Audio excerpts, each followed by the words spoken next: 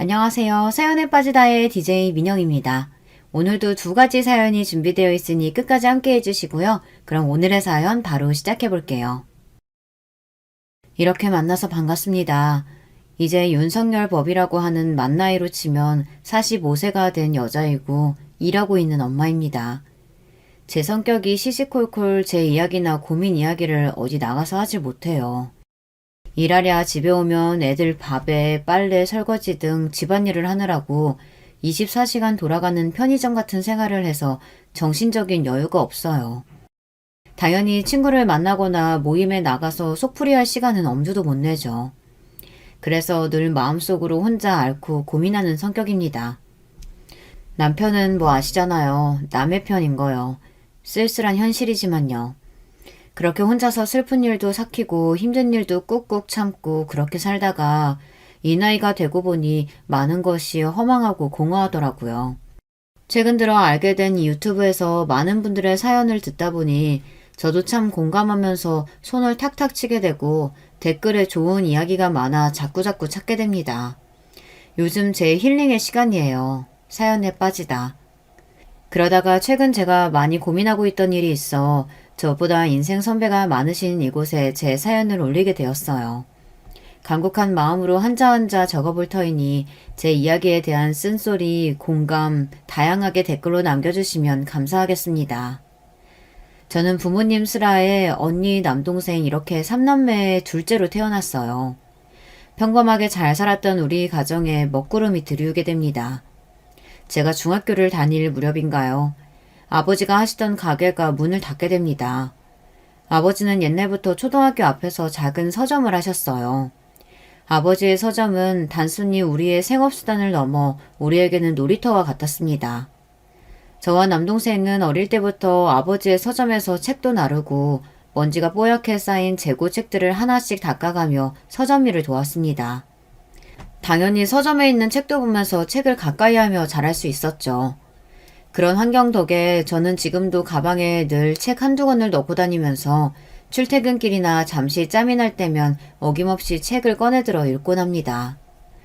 책이 좋아서 시작하신 서점이 날이 지날수록 학생들이 찾지 않고 어른들이 찾지 않고 그냥 손님이 거의 없는 가게가 된 지 1년 만에 폐업을 하게 되었어요. 당시 온라인 책 구매가 유행처럼 번지면서 게다가 온라인에서 할인을 하면 더 싸게 문제집이나 책을 구입할 수 있으니 서점을 찾을 이유가 없어진 탓이겠죠. 아버지가 서점을 문 닫던 날 저는 금방 아버지가 다른 가게를 열고 이전처럼 열심히 하실 거라는 생각에 그리 불안하지 않았어요. 하지만 생각보다 아버지의 휴직은 길어졌고 우리 집의 수입이 끊기게 되자 평화롭던 일상에 위기가 찾아오게 됩니다. 당장 언니는 대입을 준비하고 있었는데 집안 사정이 이러니 등록금이 적은 국립대 중에서 골라가야 할 상황이 되었어요. 언니만큼 공부를 잘하진 않지만 반에서 5등에서 8등 정도 하던 저는 대학교를 포기하고 역사가 오래된 상업고등학교에 진학하기로 결정했습니다. 아버지는 서점에 잘 어울리는 분이셨지만 회사에 들어가기엔 나이도 많고 경력도 없고 그러다가 아파트 관리실에 일자리를 구하시게 되었습니다. 당장 먹고 살 걱정은 없어졌지만 그렇다고 삼남매의 대학 뒷바라지를 하기엔 빠듯한 월급이셨던 것 같아요. 엄마가 네 아버지 월급이 얼마다 라고 구체적으로 말씀하신 적은 없지만 두 분은 늘 돈을 구할 걱정을 하셨으니 저는 당연히 고등학교를 졸업하면 취직을 해야 한다는 생각을 하고 자랐던 것 같아요. 저는 상업고등학교에서 공부를 꽤 잘했습니다. 타고난 성실성과 어릴 때부터 책을 가까이 했던 탓인지 반에서 늘 1, 2등을 하며 선생님들의 기대를 한몸에 받는 우등생이었죠. 그러던 중 저에게도 아주 좋은 소식이 생겼습니다. 제가 고등학교 졸업을 하기도 석 달 전에 신협에 합격을 하게 된 거예요. 모든 선생님들과 친구들은 저의 취직을 축하해 주셨습니다. 오죽하면 학교 대문에 플랜카드도 붙이셨어요. 축 상업고등학교 졸업생 고선의 신협 입사. 우리 집에서요, 경사가 났죠. 제 신협 합격 소식에 대학생이던 언니는 제가 좋아하는 딸기 케이크를 사들고 와서 축하 파티도 열어주었습니다. 아버지의 사업 실패 이후 우리 남매는 제 각자가 열심히 살아왔어요. 언니는 교대를 다니고 저는 신협에 취직하고 남동생도 나중에 서울권 대학교에 합격하고 아르바이트를 하며 한 사람의 몫을 톡톡히 했습니다.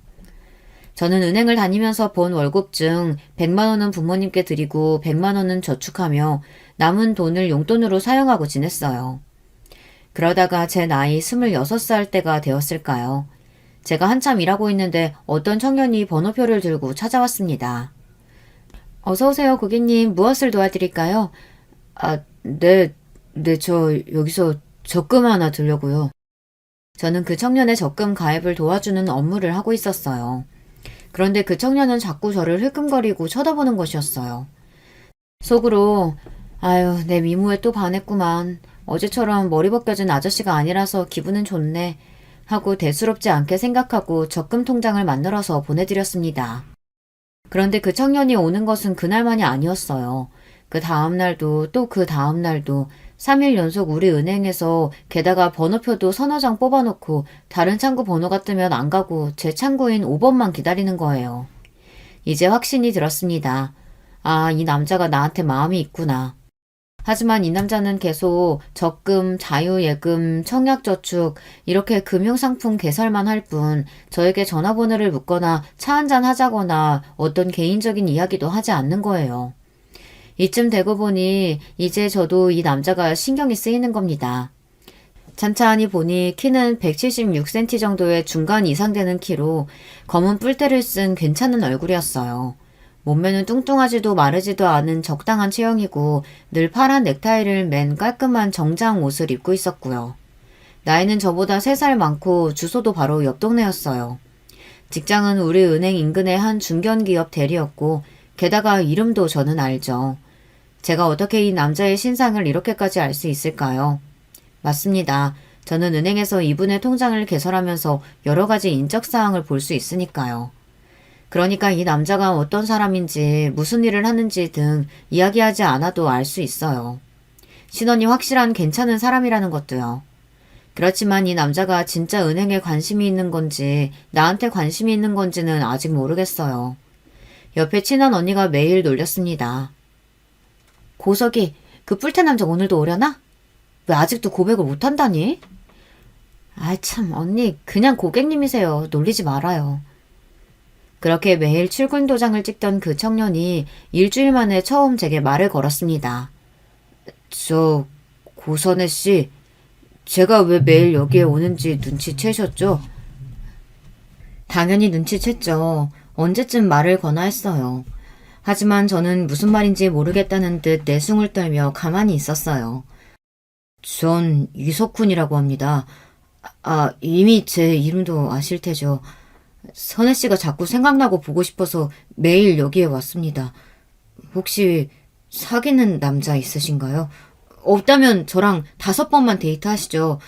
그렇게 만나고도 제가 마음에 안 들면 저 다시 여기에 안 올게요. 어때요? 의외로 박력 있는 이 남자의 데이트 신청에 저도 모르게 홀린 듯 제 핸드폰 번호를 주고야 말았습니다.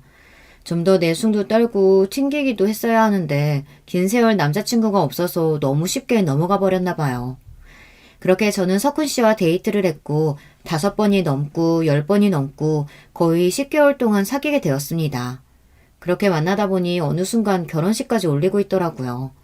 든든하고 듬직한 석훈 씨라면 제 인생을 맡겨도 좋겠다는 생각에 제 나이 27살에 결혼하게 되었습니다. 우리나라에서 결혼이란 일륜지 대사라고들 하잖아요.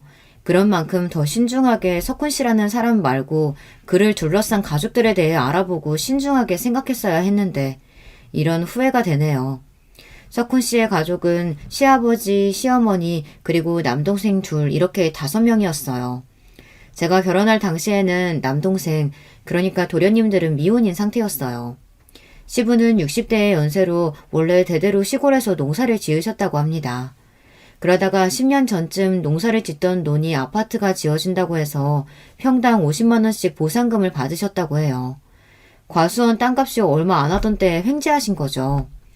지병인 허리디스크가 있고 해서 보상금 20억을 받자마자 서울로 상경해서 자식들 대학교도 보내고 별다른 일 하지 않고 지내신다고 합니다. 그렇죠. 부모님 두 분이 보상금만 갖고도 놀고 먹을 수 있으니 자식인 우리가 부양할 필요는 없겠구나 싶어서 다행이라고 생각했어요. 물론 이것은 제 착각이었지만요. 남편은 결혼하면서 집 한 채 장만해오지 않았거든요. 결혼 준비를 하다 이 소식을 알게 된 언니는 깜짝 놀라서 저에게 이야기했어요. 아니, 부모님이 20억이나 현찰을 갖고 계신데 장남 집 전세금도 안 해주신다고? 너희 신랑이 부모님한테 밑보인 거 아니야? 모르겠어. 석훈 씨가 자세히 얘기를 안 하니까. 내가 그것 갖고 뭐라고 하는 것도 좀 쪼잔해 보이잖아. 어쨌든 자기가 그동안 월급 모은 돈으로 작은 빌라 전세금은 된다고 해서 신혼집은 구했어.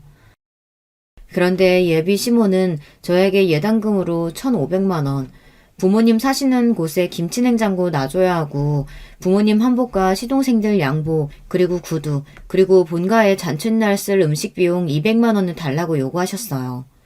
누구나 결혼은 처음이잖아요.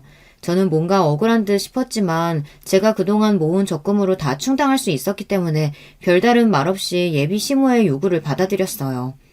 그래서 시모는 그때부터 저를 만만한 호구로 여겼나 봅니다. 제가 시부모님의 호구가 된 가장 큰 이유는 바로 신혼집이었어요. 남편과 결혼하며 차린 신혼집은 시부모님이 사시는 아파트에서 걸어서 10분 거리에 있는 가까운 빌라였습니다. 순진했던 저는 거실과 부엌이 따로 방 2개인 깨끗한 신축 빌라라서 아이가 태어나도 방 하나 주면 당분간 잘 살 수 있을 거라고 안심한 거죠. 여기 계신 인생 선배님들은 아실 거예요. 신혼집이 시대가 가까우면 무슨 일이 생기는지 이미 눈치채셨을 겁니다. 저는 일을 계속하며 살아왔을 테니 살림이 익숙하지 않을 거라는 이유를 대시고 시부모님, 특히 시모는 우리 신혼집에 자주 찾아오셨어요. 음식물 쓰레기는 매일 갖다 버려야 한다. 냉장고 정리가 이게 뭐냐. 석훈이 아침에는 당근, 사과 주스 갈아줘야 한다 등등 아무것도 모르는 세대에게 많은 가르침을 주셨죠. 그런데 그 가르침도 좋게 타일러서 가끔 해야 듣기 좋은 법이죠. 시모는 일주일에 한두 번씩 예고도 없이 저희 집 초인증을 누르셨어요. 아니, 한 달도 안 되어서 남편이 비밀번호를 알려줬는지 벌컥벌컥 현관문을 열고 들어오시니 정말 불편하고 싫었습니다. 아니, 내 집에서 옷도 편하게 못 입고 신혼생활 때니까 남편과 스킨십도 하고 그렇게 지내다가 시모가 불쑥 들어온다고 생각해보세요. 저는 남편에게 불편하니 시모의 방문 횟수를 줄이고 오시기 전에 미리 연락을 꼭 하게 해달라고 부탁했습니다. 제 부탁을 듣고는 남편은 바로 제 앞에서 전화를 시모에게 걸었어요. 엄마? 며느리가 엄마 오시는 거 불편하다니까 현관 비밀번호는 이제 비밀로 해야 될 것 같아. 뭐라고? 우리가 남이야? 그 집은 내 아들 집이야. 아들이 돈 모아서 마련한 집인데 왜 며느리가 나서는 거냐? 그러게, 엄마도 가족인데 참 선혜는 안 그런 집에서 자랐나 보지 뭐. 그래도 갑자기 현관문 열고 들어오시지 말고 미리 연락을 좀 주시면 좋겠어요. 아이고, 아주 벌써부터 며느리 눈치 보는 신세가 됐네. 알았다. 그런데 비밀번호는 안 바꿀 거지? 핸드폰 음성이 하도 커서 모자지간의 대화가 저에게 다 들렸고 그들의 이야기 속에서 저는 중간에 아주 예민하고 가족애가 없는 며느리가 되어버렸어요. 정말 마음이 불편했지만 어쨌든 제 부탁을 남편이 들어준 것이고 시모는 그 뒤로도 저희 집 현관문 비밀번호를 열고 들어왔지만 그래도 오기 전에 전화는 하고 오셨으니 이 정도로 넘어갔습니다. 시집살이는 이렇게 자주 저희 집에 오시는 것만이 아니었어요. 시댁에는 제사가 1년에 4차례, 거기에 구정과 추석, 어버이날, 부모님 생신, 시동생 생일 등 정말 시댁 행사가 한 달에 한 번은 넘는 것 같았어요. 특히 시모는 제삿날 전날이면 꼭 제가 일하는 신협에 오셨습니다. 오후 5시쯤 퇴근 전에 저를 쑥 하고 쳐다보고선 손짓을 하세요. 퇴근하고 곧바로 당신과 갈 데가 있다, 이런 신호죠. 그럼 저는 시모를 모시고 버스로 6정거장을 지나서 대형 하나로마트에 갑니다. 그곳에서 시모와 함께 제사상에 올릴 도라지, 고사리부터 시작해서 소고기, 돼지고기, 동태, 문어 등등 온갖 재료를 고릅니다. 네가 가방끈도 짧지 할 줄 아는 게 뭐가 있다냐? 다 이 시애미가 해야지. 내가 하는 거 찬찬히 보고 나중에는 네가 다 해야 된다. 알겠냐? 조상신 잘못 잊은 집안에 복이 들어오는 거야. 허투루 해서는 안 돼. 이렇게 꼭 제가 고졸이라고 이야기를 곁들여서 최고로 비싼 재료만 고르시니 장 한 번 보면 2, 30만 원이 깨지는 것은 우스운 일입니다. 당연히 그 돈 제 몫이죠. 계산대에서 아예 멀찌감치 떨어져서 그 근처에 물건을 보고 계시네요. 그렇게 본 장을 이고지고 시댁에 와서 재료 손질부터 요리까지 시모가 말씀하시는 대로 저는 내내 부엌에서 제사상 준비를 해야 합니다. 밤 12시가 다 되어서야 시모는 저를 집에 보내주세요.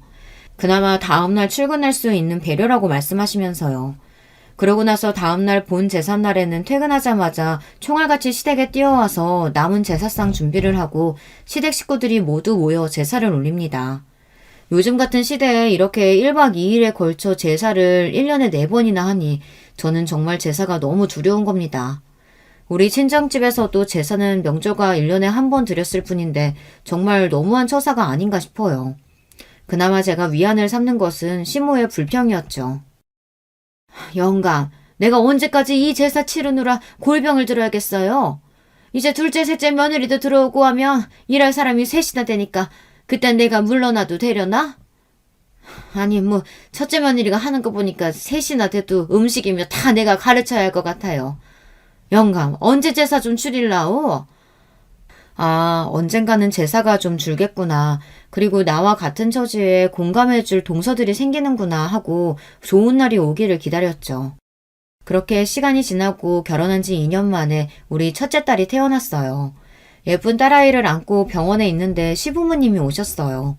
그 흔한 꽃다발이나 과일 바구니 등 손에 무슨 선물 하나 없이 말이에요. 아들도 못 낳은 주제에 선물이 가당키나 하겠어? 그래도 애는 순산했다고 하니 다행이네. 나는 말이다. 그 시절에 경북에서 최고로 좋은 여상을 낳았다. 그래도 아들을 셋이나 낳았어. 손자 낳느라 고생한 며느리 앞에서 제일 먼저 꺼낸 이야기가 이 정도예요. 이 말은 제가 두고두고 한이 맺힐 만큼 서운했습니다. 엄마 말이라면 껌뻑 죽는 남편도 이때만큼은 너무했다 싶은지 제 편이 되어주었어요. 아니 진짜 엄마 아빠 빈손으로 오신 거예요? 첫 손주인데 이렇게 예쁜데? 요즘 아들보다 딸이 더 효도하는 거 모르시나? 이놈아, 딸은 무슨 딸? 딸이 우리 제사 챙겨주냐? 모름지기 아들놈을 낳아야 여자가 대접받는 법이여. 알겠어? 정말 가관인 시모 시부의 말이었죠. 그래서 2년 터울로 아들을 낳아드렸습니다. 아기의 성별이 무엇이든 전 두 아이 다 사랑했고 아무 상관없었지만 아들 셋 낳은 게 무슨 훈장인 것 마냥 떠벌리시는 시모에게 보란듯이 제 아들의 고추를 보여줬습니다. 그리고 아들 손자 낳았다는 소식에 시부의 손에는 봉투 한 장이 들려 있었습니다. 아들을 낳으니 수고했다고 용돈을 처음 받아보는 것이었어요. 그런데 시부모님이 다녀가신 뒤 여러 번 봉투를 보고 저는 어이가 없어서 웃음만 나왔죠. 꼴랑 5만 원. 제가 아까 말씀드렸죠. 토지 보상금으로 받은 현찰만 20억이 있다고 그렇게 자랑자랑 하시던 시부였습니다. 자기네 모든 형제들보다 자식들보다도 내가 더 재산이 많다. 난 빚도 없고 아니 쓸 줄도 모른다. 이렇게 돈 자랑을 입에 달고 다니면서 고작 5만 원이라뇨. 하긴 이후에도 손주들 명절에 고작 10,000원씩 던져주었으니 그것도 봉투도 없이 말이죠. 이런 부분을 보면 정말 예의도 없이 못 배운 집안은 시가인데 왜 맨날 저보고 학벌이 짧다고 타박인지 모르겠어요. 게다가 손주들 어린이날, 크리스마스, 생일 이런 것 한 번도 챙겨준 적도 없어요. 전화로라도 챙겨준 적이 없습니다. 그러면서 당신 생일에 전화라도 늦으면 쌩 난리, 용돈 보내면 적다고 맨날 타박하기 일쑤였죠. 아니 며느리가 시아버지에게 뭘 더 어떻게 해주길 원하시는 건지 모르겠어요. 남편이나 시동생들도 결혼 전에는 시부모 생일도 그냥 지나갔다고 들었는데 왜 우리나라에서는 아들이 결혼만 하면 이렇게 효도를 받고 싶어 안달인지 말이에요.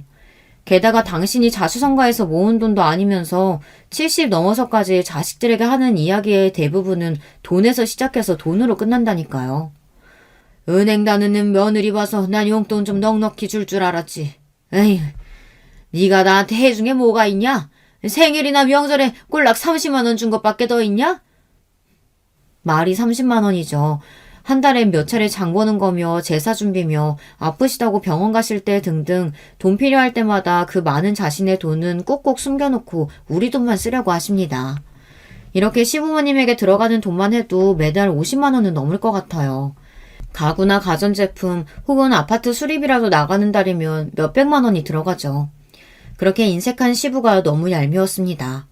그런데요, 저를 뒤로 넘어가게 만든 분은 또 계셨죠. 바로 시모요. 아들 손자를 낳아드렸는데 대뜸 하신다는 말이 아휴, 이제야 우리도 장손을 보게 됐구나. 아유, 좋구나. 그런데 첫째, 너 그런 말 들어봤니? 두뇌가 유전이 된다는구나. 옛날로 치면 내가 낳은 여상이 대졸이나 다름없었지. 그러니까 내 아들들 다 그렇게 똑똑하고 잘나게 태어난 거야. 아휴, 헌데 우리 손주 IQ가 어떨지 좀 걱정이 되는구나. 어머님, 지금 무슨 말씀하시는 거예요? 제 머리가 나쁘다고요? 역사가 30년 넘은 여상에서 반 1등 하던 학생이었어요, 제가. 그러니까 그 어려운 금융권의 취업도 한 번에 한 거고요. 그런데 제가 고졸이라고 우리 아들 멍청할 거라는 얘기를 하시는 거예요? 친정 사정만 좋았어도 저 지아 아빠보다 더 좋은 대학 갔을 거라고요. 시무의 얘기가 정말 해도 해도 너무해서 전 이렇게 반박했습니다. 아니 내가 뭐라고 했니? 원 며느리한테 무슨 얘기를 못하겠네. 애들 교육 잘 시키란 소리야. 우리 부부는 열심히 돈 모으고 또 저는 열심히 재테크를 할 수밖에 없었어요. 도움은커녕 바라기만 하는 시부모님이 계셨으니까요. 그러다가 남편이 두 동생들이 연달아 결혼을 하게 되었습니다. 첫째 서방님은 제가 시댁에 오고 처음 배웠을 때 이미 창업을 한번 하고 망한 상태였어요. 그리고 결혼할 때는 대학가 앞에서 호프집을 운영하고 있었습니다. 그러다가 호프집에서 아르바이트 하던 여자와 눈이 맞아서 아이가 생기고 결혼을 서두른다고 했어요. 그래서 시댁에 예비 동서가 인사 온다고 했을 때 저는 내심 기대가 되었습니다. 모진 시부모님의 등살에서 든든한 아군이 생기겠구나 싶었죠. 저와 첫째 서방님은 동갑이었거든요. 예비 동서는 우리보다 3살 아래의 아가씨였어요. 평범한 외모에 말씨가 곱고 애교가 있는 아가씨였습니다. 말을 참 예쁘게 해서 좋아 보였죠. 그런데 이 첫째 동서의 야가 빠진 속을 첫 제사 때서야 알아차렸어요. 동서가 시댁에 들어오고 나서 맞는 첫 제사였습니다. 어머님, 오늘은 제가 일이 많아서 야근을 할 것 같은데 동서하고 제사 준비해보시는 건 어떨까요? 내가 여자 셋이서 한번 해보려고 했는데 어제 둘째한테서 전화 왔더라. 아니 친정아버지가 쓰러지셔서 내려가는 길이라고. 어쩌겠냐. 다음 제사에서 가르쳐야지. 동서가 한 명 생겼지만 여전히 제사상 준비를 하는 며느리는 저 혼자였습니다. 동서는 어떻게 제삿날마다 앞두고 친정아버지가 쓰러지셔, 친정어머니가 팔이 부러지셔, 친구 장례식이 생겨 정말 각양각색의 핑계를 대며 제삿날 얼굴도 비추지 않는 겁니다. 하도 심하니까 시부가 불편한 기색을 드러냈죠. 둘째 이놈아, 네 부인은 왜 맨날 제사 때마다 불참인게야? 그 핑계들도 다 거짓부렁 같은데 안 그러냐? 에이 아빠 설마 그러겠어요? 참 집사람이 이거 갖다 드리라고 너무 죄송해서 드리는 선물이라고 하대요. 서방님은 시모의 설화수 화장품 세트와 시부의 고급 양주를 내보였습니다. 그리고 시부모는 그것을 보고 입이 함지박해져서는 입을 싹 다물더군요. 또한 저에게는 효를 강요하시는 시부모가 동서를 크게 혼낼 수 없었던 것은 단순히 선물 때문만은 아니었어요. 서방님이 두 번째 사업도 말아먹었기 때문이죠. 호프집 운영도 제대로 못하고 파리만 날리다가 적자가 커지자 그냥 문을 닫을 수밖에 없었다고 해요. 처음 호프집 권리금 7천만 원에 들어갔는데 나올 때 권리금도 못 받고 나왔다고 하니 한심했습니다. 정말 사업수완도 없는 사람이 왜 매번 사업하고 또 말아먹는 걸까요? 그렇게 아들이 그 모양이니까 시부모님도 둘째 며느리에게는 좀 기가 죽은 탓이죠. 거기다 저렇게 힘든 일은 쏙 빠지고 시부모 생신이나 명절에는 꼭 와서 아버님, 우리 남편이 아버님 쏙 빼닮은 것 같아요. 진짜 미남이시네요. 젊으실 때 인기 많으셨죠? 우리 어머님 어깨 뭉친 것 좀 봐. 아니 저희 온다고 자꾸 음식 하시니까 몸이 아프시죠. 어머님 아프면 제 마음이 더 아파요. 명절 음식은 형님한테 만들라고 하시고 좀 요령도 부리세요. 아니 어머님 왜 이렇게 착하신 거예요? 진짜 올해의 연기 대상감이었습니다. 저랑 둘이 있을 때는 별의별 시부 시모 욕을 하더니 저분들 앞에만 서면 듣는 저도 녹아내릴 정도로 애교를 떨고 아양을 부리고 정말 저런 고단수가 없었어요.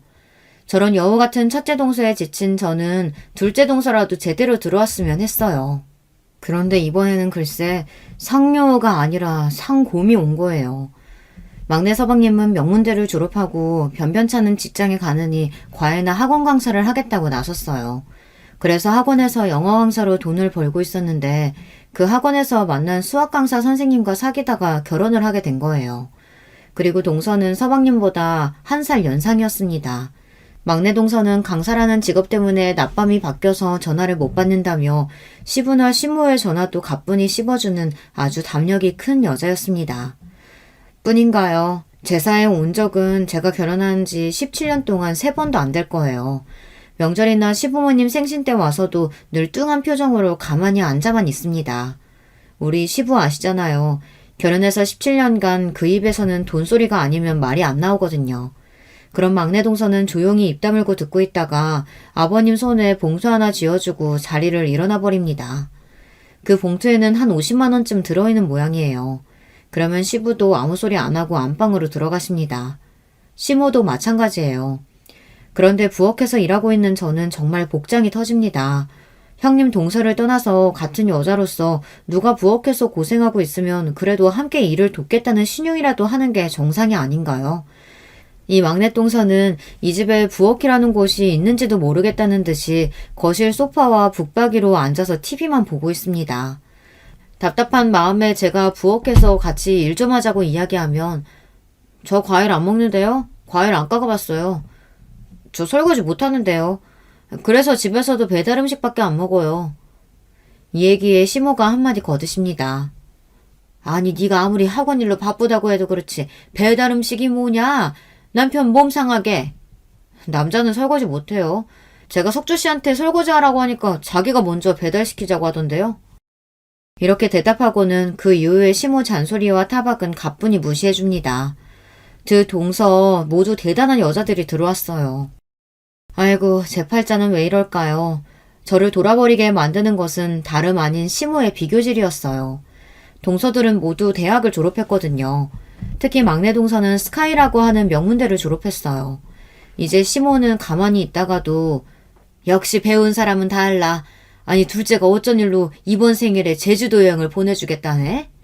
사람이 한 번씩 여행으로 기분 내면서 살아야 하는 걸 아는 게지. 그런데 너는 괜찮니? 우리 집에서 대학 못 나온 건 너 하나뿐인데 걔네가 너 따돌리고 그런 건 아니겠지? 저는 정말 분통이 터졌어요. 사람이 인성과 재능을 갖추면 되지 학벌이 그렇게 중요한가요?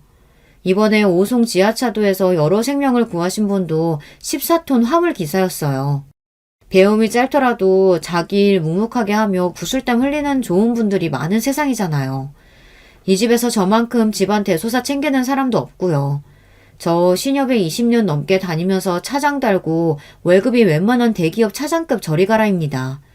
둘째 서방님과 부대찌개 집 하는 동서나 학원에서 애들 가르치는 일밖에 안 해본 동서, 그 누구에게도 지지 않을 연봉과 사회적 지위가 있는 사람이라고 자부해요. 그런데 왜 시부모님 앞에서는 영원히 고졸이고 영원한 약자일까요? 저도 이제 나이 먹을 만큼 먹었고 애들도 중고등학생으로 컸습니다. 직장에서는 이제 은퇴 압박이 있을 만큼 고참 관리직으로 있어요. 저처럼 애들 키우며 오래 다니는 여직원은 거의 없을 정도로 독하게 직장에서 살아남았습니다. 더 이상은 시댁에서 시모처럼 학벌 취급당하는 인생 살고 싶지 않아졌어요. 그러던 어느 날 저의 분노와 인내심을 터뜨려버린 사건이 생기고 말았습니다. 어버이날을 맞아서 어머님 음식 준비 쉬시라고 출장 뷔페 음식을 시댁에 시켜놨어요. 그리고 퇴근 후 남편과 애들을 데리고 시댁에 갔습니다. 웬일인지 시댁에는 둘째 서방님네가 먼저 와 있었어요. 저는 옷을 벗고 출장 뷔페 음식을 세팅하다가 부엌 옆 작은 방에서 대화 소리를 듣게 되었습니다. 대화하는 사람은 동서와 시부였어요. 아버님, 지금 부대찌개 집도 망할 것 같아요. 아범이 자기는 이런 식당과 안 어울린다면서 이번에는 스크린 골프장을 알아보겠대요. 스크린 골프장이 참 유망해요, 아버님. 다 좋은데 사업 자금이 좀 많이 필요해요. 어떻게든 도와주실 거죠? 아이고, 그놈은 좀 진득하게 하라고 했더니 얼마가 필요한데? 한 3억 정도요. 뭐라? 아유, 그런 돈은 없다. 아니, 지난번 부대찌개 차릴 때도 내가 1억 5천만 원 주지 않았냐? 그리고 너 들어오기 전에 그 호프집도 권리금 7천만 원은 내 돈이었어. 그놈이 그걸 홀라당 말아먹고 말았지만 그냥 지금 부대찌개집 잘 해보라고 해. 응? 아버님이 안 주시면 저희 사채빚 알아볼 거예요. 방법이 없어요, 방법이. 그렇게 아버님은 서방님 내에 3억을 약속하신 겁니다. 아니 세상에 이런 일이 있습니까? 지금까지 살면서 시부모님이 우리 부부에게 주신 돈은 아들 낳았을 때 받은 5만 원이 다였습니다. 우리 애들은 어떤가요? 손주라고 학교 졸업 입학할 때 변변찮은 선물도 받은 적이 없습니다. 늘 우리 지갑에서 당신들 필요로 하는 것을 뽑아갔죠. 그런데 서방님 내외는 사업 자금을 7천만 원, 1억 5천만 원, 이제는 2억까지 약속했습니다. 같은 자식이 아니었어요. 나와 남편은 호구였고 진짜 자식은 둘째네였죠. 일단 못 들은 척하고 있는데 막내 서방님네가 시댁에 와서 시부모님에게 인사를 했습니다. 그리고 가족들이 모여 앉아 있었어요. 저는 아직도 억울함, 그간의 한 분노를 삭히지 못하고 안절부절하며 겨우 자리를 지켰습니다. 마음 같아서는 모두 다 뒤집어 엎어 버리고 싶었지만 얘기하기 적당한 때를 기다리자며 참았어요. 셋째 동생은 시모에게 버버리 핸드백을 안겨드리고 시부에게는 골프채를 선물했습니다. 그 가증스러운 얼굴로 아양을 떨면서 말이죠. 막내 동서는 시모와 시부에게 각각 파란색 봉투를 드렸습니다. 두툼한 모양이 아마 50만 원 이상은 들어있는 모양이었어요. 그리고 저는 흰 봉투에 넣은 상품권을 시모에게 드렸습니다. 시부와 시모는 제가 드린 봉투를 열어보더니 혀를 끌끌 찼습니다. 네가 지금 나를 무시하는 게냐? 내가 평소에 30만 원은 부족하다고 말했을 텐데 이번에도 상품권 30만 원? 오늘 이 집 차린 출장 뷔페 음식값만 30만 원 들은 건 알고 말씀하시는 거예요? 아니 이게 어디서 시아버지한테 눈을 치켜뜨고? 이래서 못 배우냐는 안 되는 거야. 그리고 바로 상품권을 찢더니 그 조각을 제 얼굴에 던져버린 것입니다. 감히 어디다 대고. 이제 얼굴도 보기가 싫어졌어요. 그대로 일어나서 아이들에게 집에 가자고 했습니다. 어서 이 거지 같은 소굴에서 나갈 생각 말고는 아무 생각도 들지 않았어요. 애들을 데리고 집에 오자마자 찬물 몇 번을 연거푸 마셔댔습니다. 이런 막장을 아이들에게 보여준 것이 엄마로서 부끄러워서 아이들에게 설명했어요. 얘들아, 많이 놀랐지? 엄마가 그동안 너희 친가댁에 쌓인 한이 많았는데 오늘 그게 폭발해버렸단다. 엄마는 더 이상 그분들을 부모님 대하듯 할 수가 없어. 니들 보기에 민망하지만 말이야. 엄마, 우리도 이제 다 컸어요. 우리 친가댁 어른들 다 이상한 거 알고 있어. 그리고 엄마랑 아빠가 얼마나 잘하셨는지도. 무슨 일이 있어도 난 엄마 편이야. 사실 친가댁에 가기도 싫어. 우리한테도 잘해주는 할아버지 할머니 아니었잖아. 예의상 가는 것뿐이라고. 맞아. 맨날 엄마만 부엌에서 일하고 아빠랑 엄마한테 돈돈거리고 좀 이상하셔. 아직 다 자라지 않은 애들 눈에도 시부모가 그릇된 인간이라는 것은 표가 나는 모양입니다. 아이들을 방에 보내고 나서 남편이 집에 들어왔습니다. 씩씩대며 저에게 큰 소리를 치더군요. 당신 지금 미쳤어? 무슨 짓이야? 우리 부모님한테 그게 무슨 배워먹지 못한... 앞으로 네 엄마처럼 내 앞에서 배워먹지 못한 학벌 운운하면 죽여버린다. 평소 저답지 않은 말을 내뱉으니 남편은 얼어버렸습니다. 이 등치나 호구야. 남편이 이 모양이니까 나까지 호구년 짓을 17년 동안 했지. 저는 자리에 주저앉아서 고글하듯이 울었습니다. 남편은 무언가 직감했는지 우는 저에게 물었습니다. 당신 무슨 일 있었어? 당신답지 않게 왜 이래? 당신 퇴직하고 창업자금도 없어서 2년 동안 백수 생활했대. 당신 부모님 뭐 했어? 10원 한 장이라도 줬어? 근데 그동안 20년 동안 말야, 당신 부모님 돈은 모두 둘째한테 갔어. 알기나 해? 그동안 차린 가게들 다 당신 부모님 돈이었다고. 이제는 3억을 더 달랜다. 그래놓고 꼴랑 명품백 선물에 좋아야 되고 내가 드리는 상품권을 눈앞에 더 찍고서. 뭐? 못 배워? 그렇게 말하는 사람이 인간이니? 인간이야? 제 말을 듣고 남편은 믿기지 않는 표정이었어요. 사실 2년 전에 남편은 다니던 회사에서 퇴사하였습니다. 이후 다른 회사로 이직을 준비했지만 나이가 많고 부장 직급으로 나온 사람을 받아주는 회사는 아무도 없었죠. 그래서 남편은 창업을 준비했고 그 와중에 첫째 서방님은 자기들이 운영하는 부대찌개 집을 동업하자며 남편의 퇴직금을 요구했습니다. 하지만 금융권에 오래 몸담은 제가 볼 때 서방님은 사업을 잘하는 사람도 아니었고 남편의 소중한 퇴직금을 노리는 것만 같아서 완강히 반대했습니다. 남편도 이 얘기를 듣고 하늘이 무너지는 심정이겠죠. 배신감 정말 그 자체였으니까요. 하지만 제 남편은 자기 부모를 끔찍히 위하는 사람이었어요. 자기 부모가 3명의 아들 중 자기만 온갖 돈을 빼먹는 호구로 봐왔다는 사실을 쉽게 인정하려 들지 않았어요. 이야기를 듣던 남편은 집을 나갔습니다. 하지만 자기 집에 가서 그 사람들이 하는 어떤 이야기를 들었던지, 그래서 남편이 어떻게 하던지 앞으로 저는 신경 쓰지 않고 살기로 했습니다. 마음 같아서는 당장 이혼하고 제 눈앞에서 모든 이씨 집안 사람들을 치워버리고 싶었지만 제 아이들이 받아들일 준비가 되어 있지 않을 테니 일단 이혼은 천천히 생각하기로 했습니다. 그날부터 저는 시댁 사람들, 시부, 시모, 서방님들, 동서들 누구의 연락도 받지 않고 핸드폰에서 차단해버렸습니다. 명절이나 제사 등 각종 시댁 행사요. 남편이 가던 말던 알아서 하는데 혼자 가라고 했어요. 애들한테도 아빠의 강요로 데려가지 말고 애들 의사를 물어보고 데려갈 수 있다고 했습니다. 제 아이들은 사리분별이 정확한 아이들이었어요. 딸, 아들 모두 아버지에게 친가에는 가고 싶지 않다고 분명히 거부했습니다. 남편은 이런 사태를 예상하지 못했을 뿐더러 이해하지 못하는 듯 했습니다. 그렇게 쉽게 정리되고 나니 제 인생은 해방감이었습니다. 저도 많은 연차가 쌓여서 직장에서 은근한 퇴직 압박이 있었지만 할 수 있을 때까지 버틸 겁니다. 제 아이들을 위해 더 악착같이 돈을 모아야 하죠. 남편은 집에서 밥을 주고 잠을 잘 수 있게 할 뿐 그저 백수였습니다. 그동안 한 달에 70만 원씩 주던 용돈도 끊었습니다. 당신 대단하신 부모님한테 사랑하는 아들 용돈 달라고 해요. 그것도 못 주겠어? 서방님네한테는 몇 억을 갖다 바치는데? 그동안 시댁에 갖다 바친 돈이 굳으니 한 달에 꽤 많은 돈을 절약할 수 있었습니다. 이걸로 고이율 적금에 부어서 애들 대학교 갈 때 등록금에 보탤 수 있겠더라고요. 좀 더 일찍 시부모님의 실체를 알았더라면 저와 남편이 힘들게 번 돈의 상당수를 아낄 수 있었을 텐데 내 애들 학원 하나 더 보내주고 맛있는 고기 한 번 더 사줄 수 있었을 텐데 원통했어요. 그렇게 저는 가족의 울타리에서 시댁 식구들을 드러낸 뒤 평온한 일상을 보내고 있었습니다.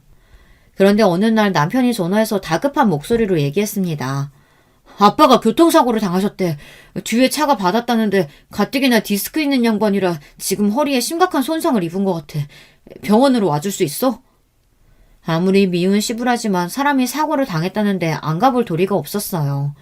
그렇게 5개월 만에 시부와 시모를 병원에서 마주쳤습니다. 아버님께서 편찮으시다고 해서 와봤습니다. 여기 병원비에 보태세요. 저는 용돈 100만 원을 넣은 봉투를 드렸습니다. 시모는 봉투를 보고 놀래더니 눈물이 그렁그렁 맺혀서는 제 손을 잡았습니다. 얘야, 그날은 네가 오해가 있었던 것 같은데 우리에게는 너와 지혜아범이 제일이란다. 너희를 제일 아끼지. 내가 그동안 너무 심했지? 이제 마음 풀고 예전에 내 며느리로 잘 지내보자. 응? 저는 아직 시모를 용서할 수 없습니다. 하지만 전에 받아보지 못한 시모의 따스한 모습에 저도 화가 좀 누그러졌어요. 시부는 돌아 눕는 것도 잘 못하고 허리 통증이 심한지 괴로워하셨어요. 17년 시댁 생활에서 잘 대해주신 것은 없지만 그 모습을 보니 안쓰러운 마음이 올라오더라고요. 의사 얘기로는 고령이고 원래 갖고 계신 디스크가 있으시니 전신 마취 수술을 권하지 않는다고 해요. 그저 지금처럼 진통제를 맞아가며 앞으로 일상적인 거동이 어려울 거라고 했습니다. 병문안을 다녀오고 나서 시부모를 미워하는 감정이 조금 누그러지니 저 역시 전보다는 한결 마음이 편안해졌습니다. 시모가 거동이 안 되는 시부 병간호를 하시고 남편은 퇴근하고 한 번씩 다녀오는 것 같았죠. 저도 일주일에 한 번은 죽이나 밑반찬을 싸서 병원에 가는 남편 손에 들려줬습니다. 남편은 제가 시부모와 연을 끊고 한동안 그런 저를 이해하지 못하고 오히려 저에게 화를 냈지만 이혼 이야기가 나올까봐 나름대로 참는 중이었죠. 그런데 또 자기 부모가 아프다고 챙겨주는 저에게 고마워하더군요. 그동안 그렇게 했던 모진 시집살이와 효도 강요의 세월 동안 당연한 듯 여겼던 남자였는데 사람이 참 알다가도 모르겠다 싶네요. 시부가 병원에 2주간 입원한 뒤 퇴원하라고 해서 시댁으로 가신 뒤에 어느 날이었습니다. 시모의 전화가 왔습니다. 저는 별 생각 없이 전화를 받았죠. 아이고 첫째야. 내가 너희 시아버지 교통사고 당하고 나서 계속 간병을 했더니만 이제 내가 죽을 것 같구나. 어떻게 네가 좀 도와줄 수 있겠니? 퇴근하고 서너 시간만이라도 말이야.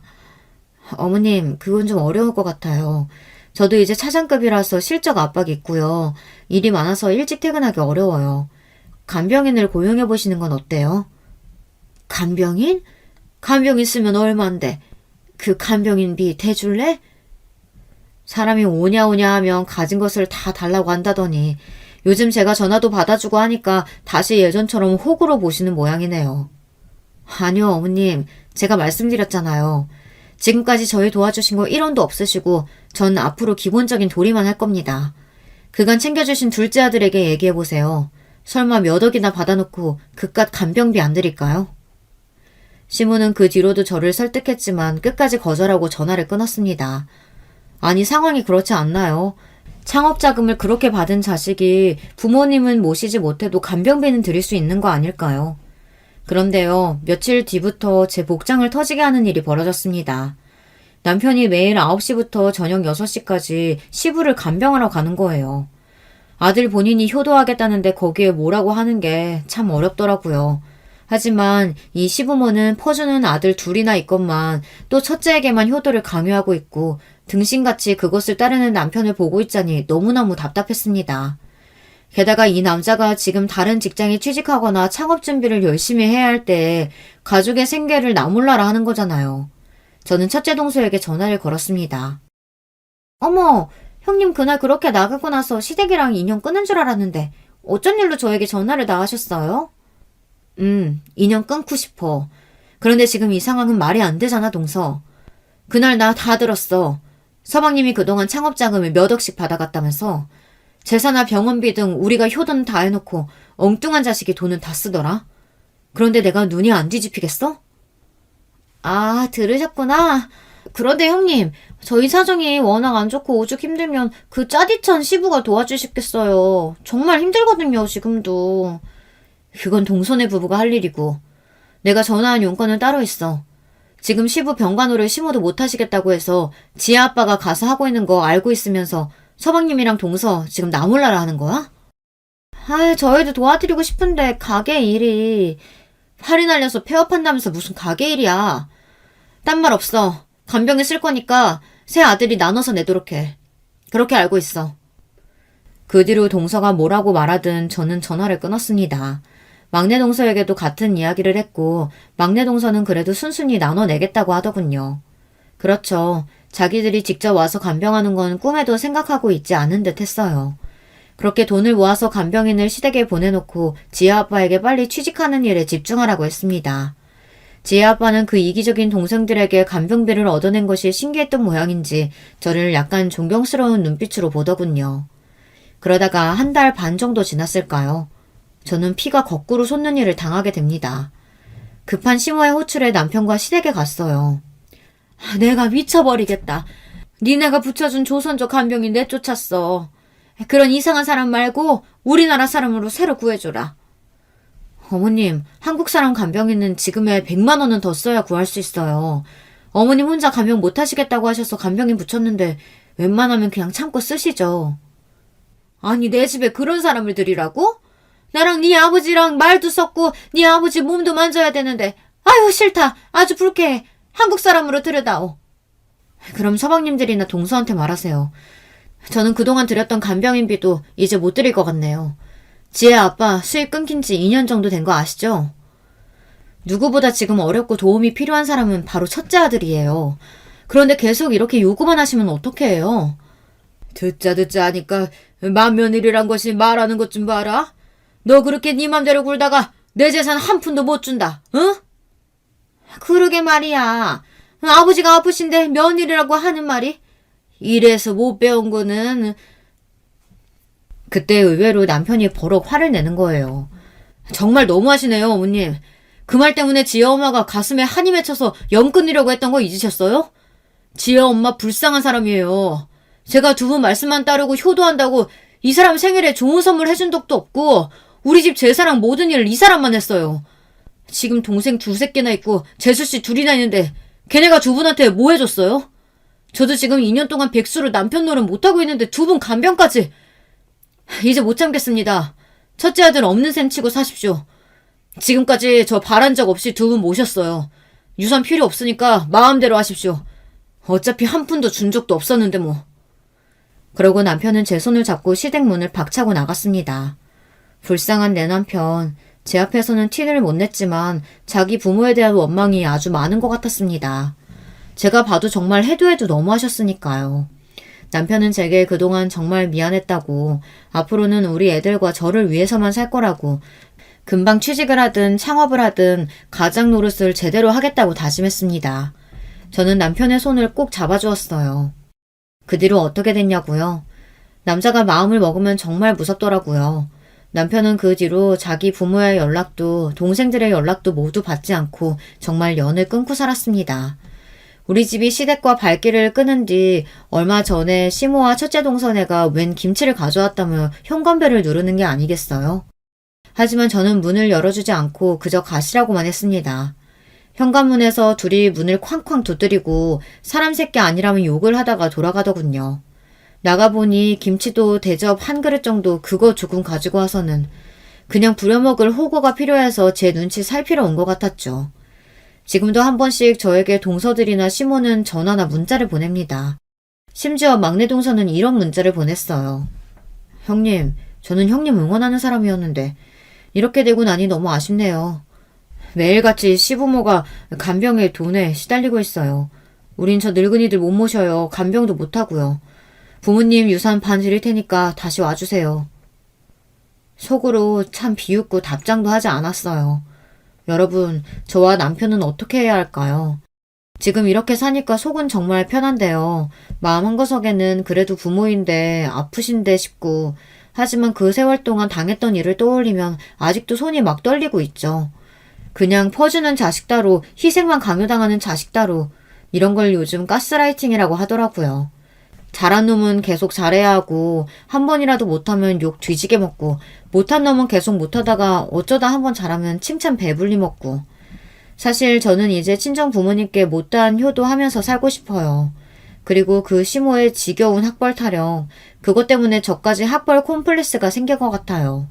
이제 몇 년만 고생하면 둘째까지 대학 입학하고, 그리고 남편도 창업이나 취업 성공해서 안정적으로 고정 수입 생기고 하면 직장 그만두고 대학교 심리학과에 가서 공부를 하고 싶습니다. 사실 오랫동안 상담 치료사가 되고 싶은 꿈이 있었거든요. 저 이제 제 자신을 위해서 그렇게 살아도 될까요? 여기 계신 많은 분들께서 제 이야기에 대해 댓글을 남겨주시면 감사하겠습니다. 그 댓글 보고 많이 생각해서 앞으로의 인생을 잘 결정해 보겠습니다. 그럼 저는 이만 물러날게요. 지금까지 이야기 들어주셔서 감사합니다. 여러분, 두 번째 사연 시작하기 전에 좋아요, 구독 꼭 눌러주실 거죠? 그럼 시작합니다. 안녕하세요. 저는 지방에 거주하며 남편과 두 아들과 함께 행복하게 사는 50대 여자입니다. 50년 넘게 인생을 살면서 행복하다고 이렇게 얘기할 수 있는 게 참 감회가 새롭습니다. 제 나이 때는 특히 자수성가한 사람들이 많잖아요. 요즘은 금수저라고 부모복을 타고난 친구들이 참 많던데 우리 세대엔 그런 사람이 적었어요. 어린 시절 얘기하면 진짜 눈물 없이는 들을 수 없는 사연의 소유자들이 참 많습니다. 사람마다 정도의 차이는 있지만 저 역시도 가난에 관한 얘기를 하면 빠질 수가 없어요. 지금이야 돈 걱정 없이 남편과 행복한 나날을 보내고 있지만요. 예전에는 제가 이렇게 살 줄은 상상도 하지 못했습니다. 저는 지금은 광역시에서 살고 있는데 고향은 옆에 있는 작은 지역이에요. 인구가 10만도 채 되지 않는 아주 작은 곳이고 지금도 발달이 그렇게 많이 되진 않았습니다. 심지어 제가 지역 이름을 말하면 처음 듣는 사람도 많더라고요. 지금도 그러는데 예전엔 어땠겠어요? 완전히 시골 중에서도 시골이었습니다. 그런 시골에서 아버지는 우체국에서 공무원으로 일하셨어요. 학교에 들어가기 전에 미취학 기억이 많았지만 아버지 얼굴이 흐릿하게 기억은 납니다. 아버지를 생각하면 나쁜 기억은 하나도 없어요. 저는 사남매 중 장녀로 태어났고 아래로는 동생들이 있습니다. 제가 그래도 첫째라고 아버지가 제일 많이 예뻐하셨던 기억이 나요. 하지만 아버지에 대한 기억은 이렇게 단편적인 기억뿐이랍니다. 왜냐하면 아버지는 제가 7살 때 돌아가셨어요. 학교에 들어가기 겨우 몇 달 전에 어머니와 우리 사남매를 놔두고 아버지는 하늘로 가셨습니다. 돌아가신 원인은 병에 걸리거나 그런 건 아니고 교통사고였어요. 그때 눈이 진짜 많이 왔었거든요. 그런데 우리 고향이 유독 눈이 많이 오는 지역이라 그날도 특설주의보가 내렸었다고 합니다. 아버지는 눈을 치우러 나가셨다가 눈길에 미끄러진 버스와 추돌사고가 나셨어요.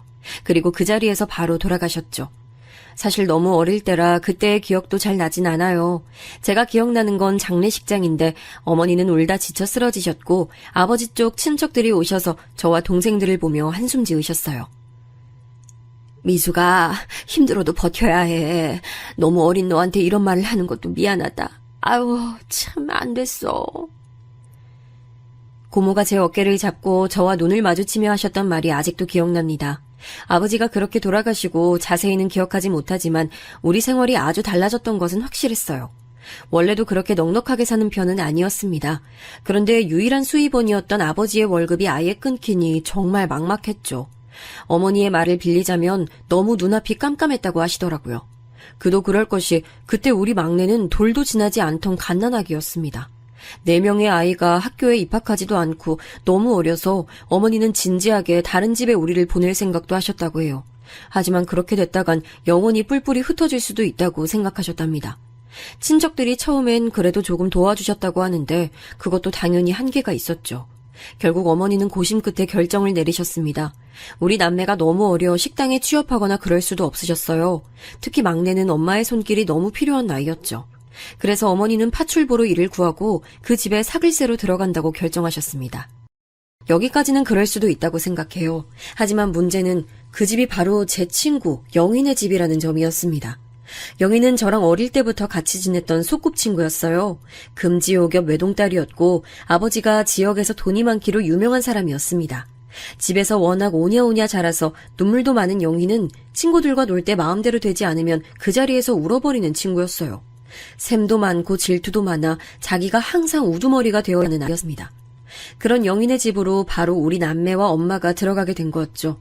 어머니의 선택은 그럴 수 있다고 생각해서 지금도 원망하진 않습니다. 당시에 있는 선택이 뭐 얼마나 많았겠어요.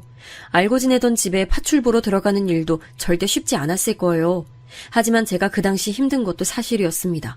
하필 사글세로 들어가고 바로 저는 학교에 입학했거든요. 우리 집에 가면 미숙이 아줌마가 일하고 있어. 야, 이미숙, 거지야! 이따 너희 엄마한테 뭐 해달라고 할까? 영희야, 너희 집에 진짜 미숙이 아줌마 있어? 응, 그리고 미숙이랑 쟤네 동생도 우리 집 지하에 살아. 저런 말이 어린아이의 악의 없는 마음이라고는 생각하지 않아요. 너무나 명백한 놀림이었고 악의 가득한 조롱이었습니다. 안 그래도 시골이라 서로 다 아는 사이였는데 영희의 주도로 저는 학교에서 소외감이 매우 심했어요. 하지만 서럽고 속상해도 엄마한테 티를 내진 못했습니다. 엄마는 이미 남의 집에서 자존심을 다 내려놓고 힘들게 일하고 있었잖아요. 엄마는 영희네 집에 가서 일하는 동안 저는 집에서 동생들을 돌봐야 했습니다. 아버지가 살아계실 때는 골목에서 아이들과 뛰어다니기 바빴는데 이제는 그럴 수가 없었어요. 저도 어린 나이였는데 집에 와서 저보다 더 동생을 도와야 했습니다. 그러던 어느 날 사건이 하나 터졌습니다. 아직도 제가 셋째 동생에게 미안한 마음을 가지게 되는 이유가 되는 사건이. 그날은 무더운 여름이었어요. 학교가 끝나고 혼자 외롭게 집에 와서 동생들 밥을 챙기고 있었습니다. 학교에서 영희가 저를 또 괴롭혀서 기분이 상한 상태였죠. 동생들에게 밥을 먹으라고 하고 아주 잠깐 막내 기저귀를 갈고 있었어요. 그런데 그날 밖에 갑자기 비가 많이 오기 시작했습니다. 여름이라 장마철이었는데 창문으로 비가 계속 들어오더라고요. 우리 집은 영희네 집 반지하에 살았는데 비가 오면 항상 비가 샜어요. 그래서 급한 대로 엄마한테 상황을 알리려고 영희네 본집으로 가서 문을 두드렸습니다. 엄마, 비가 너무 많이 와. 얘, 너 지금 여기가 어디라고 오는 거야? 내가 우리 집 오지 말라고 했지? 너희 집으로 돌아가! 아휴, 미숙아 왜 그래? 사모님, 죄송해요. 영희네 아줌마는 저를 포함한 우리 동생들이 자기 집에 오는 것을 극도로 싫어하셨어요. 그래도 몇 년 전에는 자기 딸과 친구였는데 말이에요. 그래서 엄마는 제가 영희네 집에 가면 항상 돌려보내셨죠. 그런데 그날은 비가 와서 진짜 창문으로 물이 계속 들어오는 상황이었어요. 어쩔 수 없이 저는 집으로 돌아가서 바가지로 물을 받기 시작했습니다. 그때 그러면서 막내는 제가 등에 업고 있었는데 나머지 2명의 동생은 지켜보지 못했어요. 둘 다 아직 어린 나이라 한눈을 팔면 사라지는 나이였고 결국 그렇게 둘은 집 밖으로 나갔습니다. 다행히 둘째 동생은 집 앞에서 바로 발견했는데 문제는 셋째 동생이었어요. 상철아! 상철아! 어디 간 거야? 아, 상철아! 그렇게 온 동네를 막내를 업고 둘째 동생의 손을 잡고 돌아다녔어요. 비가 너무 많이 와서 나중엔 앞이 제대로 보이지도 않았습니다. 그렇게 엉엉 울며 돌아다니다 결국 셋째 동생을 발견했어요. 동생은 발을 헛디뎌서 동네 고랑에 빠져 있었습니다. 아직 몸이 작은 4살이었고 비가 많이 와서 그대로 발이 빠졌던 거였어요. 주변 어른들의 도움으로 겨우 빼냈죠. 겨우 동생들을 이끌고 집에 왔는데 엄마가 우리를 애타게 찾고 계셨어요. 엄마를 보자마자 눈물이 나왔습니다. 비에 홀딱 젖어 몸은 으슬으슬 춥고 동생들도 상태가 말이 아니었거든요. 제일 문제는 셋째 동생이었습니다. 발을 헛디뎠는데 그대로 심각하게 발이 다쳤거든요. 이 사건으로 인해 동생은 평생 발을 절게 됐습니다. 엄마는 제 잘못이 아니라고 계속 말씀하셨는데 저는 동생이 잘 걷지 못하는 모습을 볼 때마다 제 탓이라고 느껴졌어요. 안 그래도 속상한데 시간이 지나면서 동생이 학교에 들어가고는 제 속상함이 더 커졌습니다. 거지 새끼들. 야, 네 동생은 제대로 뛰지도 못하지? 너희 집 돈 없어서 못 고치는 거지? 그런 거 아니야. 동생한테 그러지 마. 내가 없는 말 했어? 거지 새끼가 말이 많아. 너 그러면 쫓아낸다. 우리 엄마한테 이럴 거야. 영희는 동생들이 학교에 입학하자 놀림 수위가 더 심해졌어요. 영희가 저러는 이유는 사실 따로 있었습니다. 준우라는 동네 소꿉친구가 있었어요. 영희랑 준우와 저는 어릴 때 같이 골목을 뛰어다니며 놀던 친구 사이였습니다. 그런데 영희는 준우를 좋아하고 준우는 저를 좋아했어요. 제가 학교에서 소외당하고 또 저랑 친하게 지내면 영희가 그 친구도 괴롭혔거든요. 그래서 자발적으로 혼자 다니고 그랬는데 그런 저를 유일하게 챙겨주던 사람이 준우였습니다. 영희 너 그만해. 왜 자꾸 미숙이 그렇게 괴롭히는 거야? 내가 뭘 얼마나 괴롭혔다고 그래. 너야말로 왜 자꾸 미숙이만 감싸? 네가 맨날 미숙이한테 그지 새끼라고 하잖아. 친구 사이에 그러면 어떡해. 준우는 영희에게 유일하게 그러지 말라고 말하는 친구였어요. 저는 그런 준우가 얼마나 고마웠는지 모릅니다. 하지만 준우가 그럴수록 영희의 괴롭힘은 날이 갈수록 심해졌어요. 그런 괴롭힘은 중학교에 가서 더 심해졌습니다. 더군다나 영희와 제가 다녔던 중학교는 여자 중학교라 준우가 저를 더 막아줄 수도 없었죠. 영희에게 거지라고 노골적인 괴롭힘을 당할수록 저는 서러운 마음이 들었습니다. 그러면서 나중에 내가 돈을 많이 벌어야겠다고 생각하는 계기가 됐어요. 학교에서 혼자 다니는 게 편했던 저는 도서관에 많이 갔습니다. 거기서 책도 읽고 공부도 하고 그랬던 기억이 나요. 동생들이 크면서 제가 예전처럼 다 돌보지 않아도 되니 편했습니다. 엄마는 항상 저에게 고맙고 미안하다고 말씀하셨어요. 사글세로 살게 된 이유도 돈이 없었기 때문이거든요. 더군다나 자식이 넷이나 있으니 누가 반기겠어요. 영희네 집은 아버지가 장손이고 집안의 중요한 인물이었나 보더라고요. 그래서 친척들이 정말 많았어요. 영희네 아줌마는 제가 자기 집에 오는 걸 싫어했는데 유일하게 허락했던 때가 바로 명절이나 제사였어요. 그때는 제가 와서 자기 집안일을 도울 수 있으니 그랬습니다. 지금 생각해도 못됐다고 생각하는데 바로 그렇게 요리하면 절대 저와 우리 동생들이 못 먹겠어요. 얘, 너 그거 집에 가져갈 생각도 하지 마. 알겠어? 맛있는 건 다 우리 집 음식이야. 너희는 이런 소중한 음식 넘보면 안 돼. 영희야, 여기 와서 갈비 먹어. 네. 미숙이 넌 거지라서 이런 거 못 먹어봤지? 네. 엄마 너무 맛있다. 사모님은 저한텐 먹지 말라고 하면서 영희는 항상 불러서 제 앞에서 음식을 먹이셨어요. 그러면 영희는 와서 보란듯이 맛있게 먹었죠. 그 광경을 보고 배가 고파 입맛을 다셨던 적이 한두 번이 아닙니다. 엄마는 또 영희네 집에서 김장을 매년 하셨어요. 영희네 아줌마가 친척들에게 나눠준다고 많은 양을 했기 때문에 매번 겨울마다 그렇게 고생하셨습니다. 그런 모습을 지켜보며 저는 제가 꼭 성공해야겠다는 다짐을 했어요.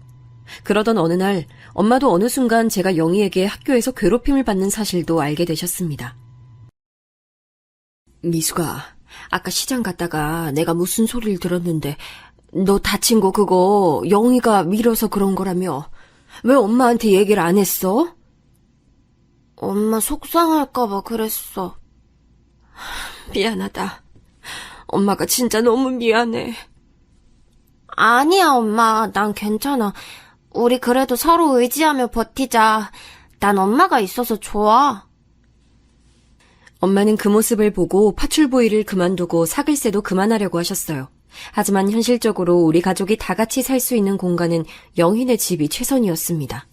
시골이라 남는 집이 많지도 않았고요. 고등학교는 동네에 있던 상업고등학교에 진학하게 됐습니다. 다행이라면 영희는 그 학교에 진학하지 않았다는 점이에요. 고등학교 때는 그래서 비교적 편한 생활을 할 수 있었습니다.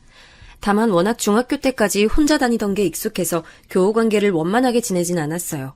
집에 가면 동생들이 있어서 혼자 있을 수가 없으니 학교에서만이라도 홀로 지내는 게 좋았습니다. 저는 회계를 배웠는데 숫자를 다루는 데에 또 재능이 있었어요.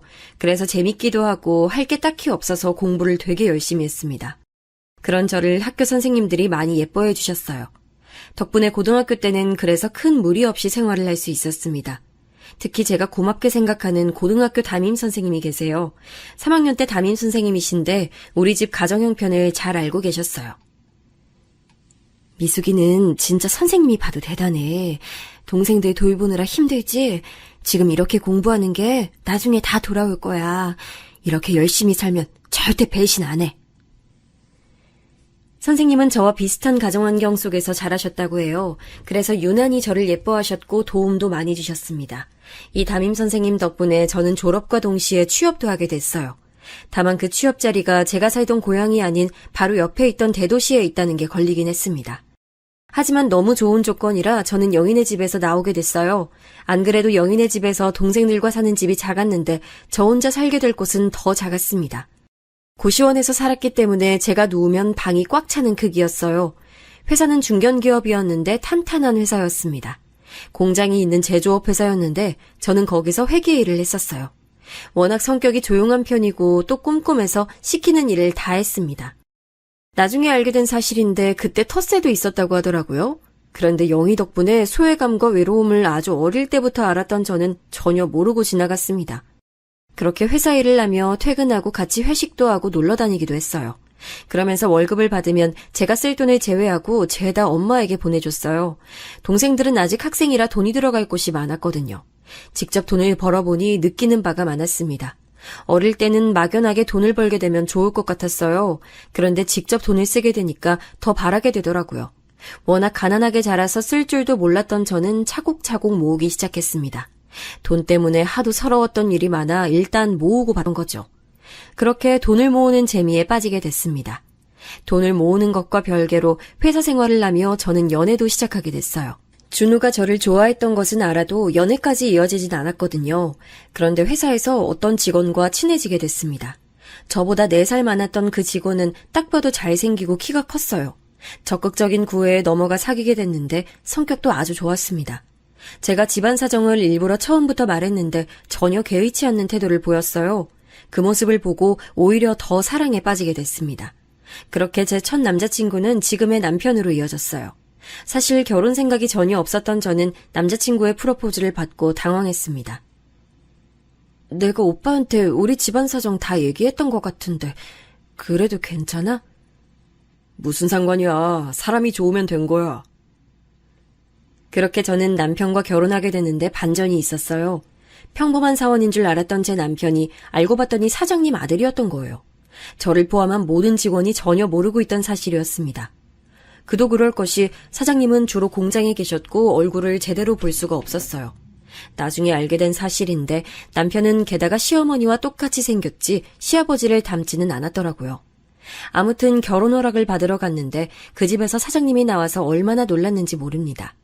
밥이 코로 넘어가는 줄 알았어요. 다행히 제가 회사에서 성실하게 일하고 꼼꼼했기 때문에 사장님도 저를 며느리로 받아들이셨습니다. 우리 집이 가난한 것을 알고 반대하지 않으실까 생각했는데 전혀 그러지 않았어요. 오히려 도움을 줄 테니 친정 식구들에게 더 넓은 집으로 이사가는 것이 어떠냐고 물어보셨죠. 당시에 저는 월급을 매달 엄마에게 많이 줬기 때문에 엄마는 영희네 집에서 사글세로 살고 계시지 않았습니다. 파출부 일도 그만두셨어요. 건강이 너무 안 좋아지셔서 더 일할 수가 없는 상황이었죠. 그래서 제가 보내주는 돈으로 동생들을 키우고 계셨습니다. 시부모님은 그런 사정을 알고 안타깝게 여기셨어요. 그래서 돈을 보태주셔서 엄마와 동생들이 더 넓은 집에서 살 수 있게 하셨습니다. 저는 이게 고맙게 느껴졌어요. 남들은 시어머니에게 시집살이를 당한다던데 저는 오히려 도움을 받으니까요. 시부모님이 인품이 너무 좋으셔서 다행이었죠. 저는 시집살이를 당한 적이 아예 없습니다. 그래서 일부러 시댁 행사에도 자주 참여했어요. 하도 어렸을 때 엄마를 따라 영희네 집에서 요리했던 기억이 있어서 요리도 자주 만들어 드렸습니다. 아니, 우리 며느리는 왜 이렇게 요리를 잘해? 갈비찜은 식당에도 되겠어. 아휴, 감사해요. 엄마가 손맛이 좋으셔서 보고 배웠어요. 남편과 저는 신혼생활을 시댁에서 시작했어요. 이건 제가 주장해서 그렇게 된 거랍니다. 시부모님을 모시고 사는 건 전혀 힘든 일이 아니었어요. 오히려 배울 점이 많아 좋았습니다. 남편은 동생이 2명 있어요. 한 명은 남동생이고 한 명은 여동생인데 신혼 때는 동생들도 같이 살았어요. 회사 언니가 저에게 시누이가 그렇게 얄미울 수가 없다며 욕을 매일 했거든요. 그래서 얼마나 걱정했는지 모릅니다. 그런데 다행히 우리 시누이는 완전히 제 편이었어요. 언니가 들어와서 너무 좋아요. 저는 오빠들만 있어서 언니를 꼭 가지고 싶었거든요.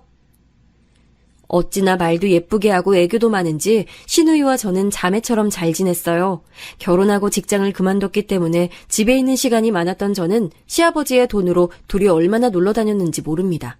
그러다가 문득 생각이 들었어요. 시아버지의 재력이 진심으로 부럽기 시작했습니다.